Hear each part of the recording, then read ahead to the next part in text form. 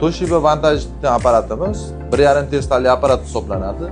Buning aperturasining razmeri 71 santimetrligi, yuqori vaznga ega bo'lgan bemorlarni, ya'ni bizda mentalitetimiz juda ham katta bo'lgan bemorlar, qorni katta bo'lgan bemorlar uchun juda ham qulay usul hisoblanadi.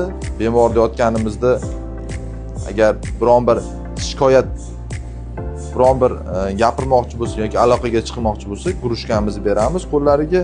Guruchkamizni bosgan holatda bizga murojaat qilishlari mumkin va biz uni orqa kamerasi bor, kamera orqali bemorning qanday holatda yotganligini ko'rib turishimiz mumkin. Bundan tashqari EKG nazorati, nafas nazorati bor. Bunda bemorlarda yurak urishi va nafas olish tizimi qanaqaligini ko'rib turishimiz mumkin bo'ladi. Bundan tashqari bemorlarga kislorod yordamida yordam berishimiz mumkin. Kislorod ham qo'yilgan yoki intervenniy tomir ichiga oladigan ukollarni ham imkoniyatimiz bor. Apparatimizni o'sha 55 santimetrlik bo'lgan maydonda ko'rish imkoniyatini beradi. Bundan tashqari bizda o'ziga yarasha maxsus katushkalari bor. Bular MRT tekshiruvini qulay va juda ham sifatli chiqarish ehtimoli bor.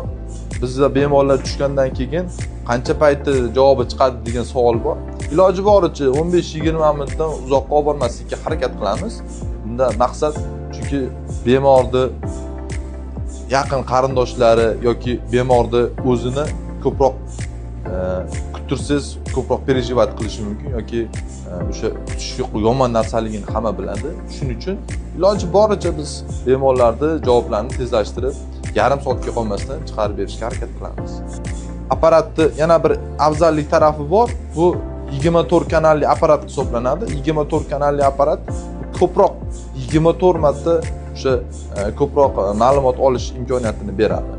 Agar sizda MRT tekshiruvidan o'tish xohishi yoki yo'llanma bo'ladigan bo'lsa, bemalol viloyat ko'p tarmoqli tibbiy markazimiz MRT bo'limiga yoki opizaniyadagi nomerimizga yoki direktimizga murojaat qilishlaringiz mumkin.